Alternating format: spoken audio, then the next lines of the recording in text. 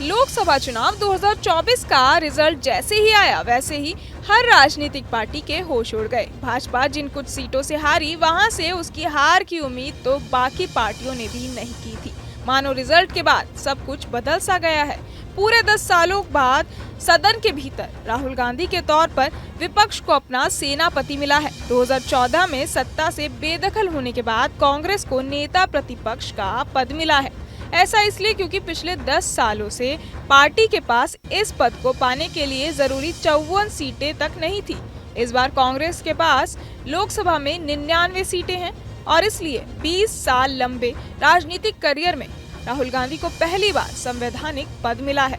हालांकि उनके लिए आगे का सफर आसान नहीं होगा। विपक्ष के सेनापति के तौर पर और संवैधानिक पद पर होने की वजह से राहुल गांधी को कई जिम्मेदारियां निभानी है। ऐसे में आइए इस बात को समझने की कोशिश करते हैं कि नेता विपक्ष बनने के बाद राहुल गांधी और सत्ता पक्ष के लिए सदन कितना बदल जाएगा।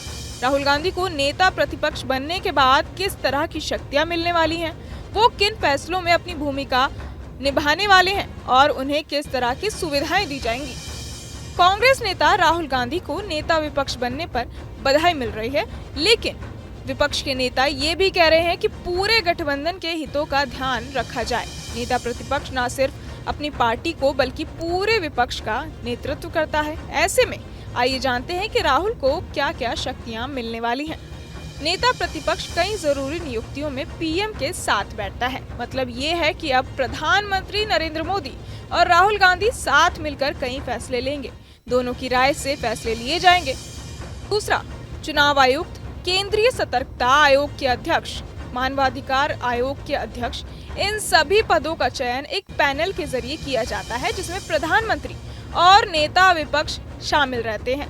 अब तक राहुल गांधी कभी भी मोदी के साथ किसी पैनल में शामिल नहीं हुए हैं। तीसरा, राहुल गांधी भारत सरकार के खर्चों की जांच करने वाली लोक लेखा समिति के अध्यक्ष होंगे। राहुल सरकार के कामकाज की लगातार समीक्षा करेंगे।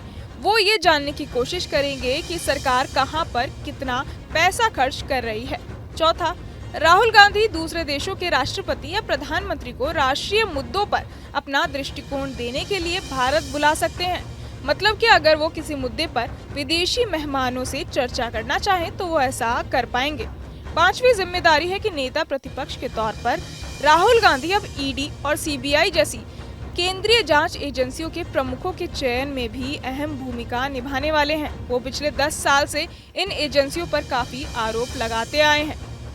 अब बात करें सुविधाओं की, तो नेता प्रतिपक्ष बनने के बाद राहुल को पद भी मिला है और उनका कद भी बढ़ गया है। नेता विपक्ष के तौर पर राहुल गांधी को कई अधिकार और सुविधाएं मिलेंगी। आइए जानते हैं कि उन्हें किस तरह की सुविधाएं मिलने वाली हैं। पहला, नेता प्रतिपक्ष का पद कैबिनेट मंत्री के बराबर होता है। दूसरा, राहुल गांधी को केंद्रीय मंत्री जितना वेतन, भत्ता और दूसरी सुविधाएं मिलेंगी। तीसरा, उनको कैबिनेट मंत्री के आवास के स्तर का बंगला मिलेगा। उन्हें कार, ड्राइवर की सुविधा भी दी जाएगी। साथ ही 14 लोगों का स्टाफ दिया जाएगा। चौथा और आखिरी है कि बतौर सांसद राहुल गांधी को 1 लाख रुपए और 45,000 रुपए भत्ता मिलता है, लेकिन नेता विपक्ष बनने के बाद उन्हें मासिक वेतन और दूसरे भत्तों के लिए 3,30,000 रुपए मिलेंगे। नेता विपक्ष के तौर पर राहुल गांधी की पुरानी छवि टूट जाएगी और वो एक नई छवि को गढ़ते नजर आएंगे। उनका नेता प्रतिपक्ष बनना बेहद खास है क्योंकि वो जब से चुनावी राजनीति में आए वो कोई पद लेने से बचते रहे। उनका नेता प्रतिपक्ष बनना बेहद खास है क्योंकि वो जब से चुनावी राजनीति में आए वो कोई पद लेने से बचते रहे। यहाँ तक कि पार्टी प्रमुख के पद से भी उन्होंने इस्तीफा दे दिया। लोकसभा चुनाव 2024 का रिजल्ट जैसे ही आया वैसे ही हर राजनीतिक पार्टी के होश उड़ गए। भाजपा जिन कुछ सीटों से हारी, वहां से उसकी हार की उम्मीद तो बाकी पार्टियों ने भी नहीं की थी। मानो रिजल्ट के बाद सब कुछ बदल सा गया है। पूरे 10 सालों बाद सदन के भीतर राहुल गांधी के तौर पर विपक्ष को अपना सेनापति मिला है। 2014 में सत्ता से बेदखल होने के बाद कांग्रेस को नेता प्रतिपक्ष का पद मिला है। ऐसा इसलिए क्योंकि पिछले 10 सालों से पार्टी के पास इस पद को पाने के लिए जरूरी 54 सीटें तक नहीं थी। इस बार कांग्रेस के पास लोकसभा में 99 सीटें हैं और इसलिए 20 साल लंबे राजनीतिक करियर में राहुल गांधी को पहली बार संवैधानिक पद मिला है। हालांकि उनके लिए आगे का सफर आसान नहीं होगा। विपक्ष के सेनापति के तौर पर और संवैधानिक पद पर होने की वजह से राहुल गांधी को कई जिम्मेदारियां निभानी है। ऐसे में आइए इस बात को समझने की कोशिश करते हैं कि नेता विपक्ष बनने के बाद राहुल गांधी और सत्ता पक्ष के लिए सदन कितना बदल जाएगा। राहुल गांधी को नेता प्रतिपक्ष बनने के बाद किस तरह की शक्तियां मिलने वाली हैं, वो किन फैसलों में अपनी भूमिका निभाने वाले हैं और उन्हें किस तरह की सुविधाएं दी जाएंगी। कांग्रेस नेता राहुल गांधी को नेता विपक्ष बनने पर बधाई मिल रही है, लेकिन विपक्ष के नेता ये भी कह रहे हैं कि पूरे गठबंधन के हितों का ध्यान रखा जाए। नेता प्रतिपक्ष न सिर्फ अपनी पार्टी को बल्कि पूरे विपक्ष का नेतृत्व करता है। ऐसे में आइए जानते हैं कि राहुल को क्या क्या शक्तियां मिलने वाली हैं। नेता प्रतिपक्ष कई जरूरी नियुक्तियों में पीएम के साथ बैठता है। मतलब ये है कि अब प्रधानमंत्री नरेंद्र मोदी और राहुल गांधी साथ मिलकर कई फैसले लेंगे। दोनों की राय से फैसले लिए जाएंगे। दूसरा, चुनाव आयुक्त, केंद्रीय सतर्कता आयोग के अध्यक्ष, मानवाधिकार आयोग के अध्यक्ष, इन सभी पदों का चयन एक पैनल के जरिए किया जाता है जिसमें प्रधानमंत्री और नेता विपक्ष शामिल रहते हैं। अब तक राहुल गांधी कभी भी मोदी के साथ किसी पैनल में शामिल नहीं हुए हैं। तीसरा, राहुल गांधी भारत सरकार के खर्चों की जांच करने वाली लोक लेखा समिति के अध्यक्ष होंगे। राहुल सरकार के कामकाज की लगातार समीक्षा करेंगे। वो ये जानने की कोशिश करेंगे कि सरकार कहां पर कितना पैसा खर्च कर रही है। चौथा, राहुल गांधी दूसरे देशों के राष्ट्रपति या प्रधानमंत्री को राष्ट्रीय मुद्दों पर अपना दृष्टिकोण देने के लिए भारत बुला सकते हैं।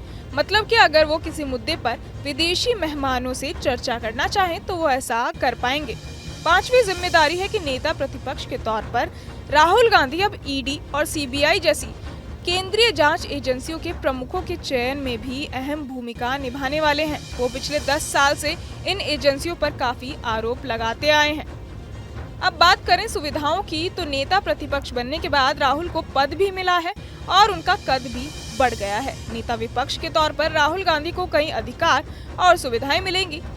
आइए जानते हैं कि उन्हें किस तरह की सुविधाएं मिलने वाली हैं। पहला, नेता प्रतिपक्ष का पद कैबिनेट मंत्री के बराबर होता है। दूसरा, राहुल गांधी को केंद्रीय मंत्री जितना वेतन, भत्ता और दूसरी सुविधाएं मिलेंगी। तीसरा, उनको कैबिनेट मंत्री के आवास के स्तर का बंगला मिलेगा। उन्हें कार, ड्राइवर की सुविधा भी दी जाएगी। साथ ही 14 लोगों का स्टाफ दिया जाएगा। चौथा और आखिरी है कि बतौर सांसद राहुल गांधी को 1 लाख रुपए और 45,000 रुपए भत्ता मिलता है, लेकिन नेता विपक्ष बनने के बाद उन्हें मासिक वेतन और दूसरे भत्तों के लिए 3,30,000 रुपए मिलेंगे। नेता विपक्ष के तौर पर राहुल गांधी की पुरानी छवि टूट जाएगी और वो एक नई छवि को गढ़ते नजर आएंगे। उनका नेता प्रतिपक्ष बनना बेहद खास है क्योंकि वो जब से चुनावी राजनीति में आए वो कोई पद लेने से बचते रहे। उनका नेता प्रतिपक्ष बनना बेहद खास है क्योंकि वो जब से चुनावी राजनीति में आए वो कोई पद लेने से बचते रहे। यहाँ तक कि पार्टी प्रमुख के पद से भी उन्होंने इस्तीफा दे दिया। बहरहाल इस पूरी खबर को सुनकर आप क्या कुछ सोचते हैं हमें कमेंट बॉक्स में जरूर बताएं और बाकी तमाम खबरों के लिए सब्सक्राइब करें न्यूज़ नेशन।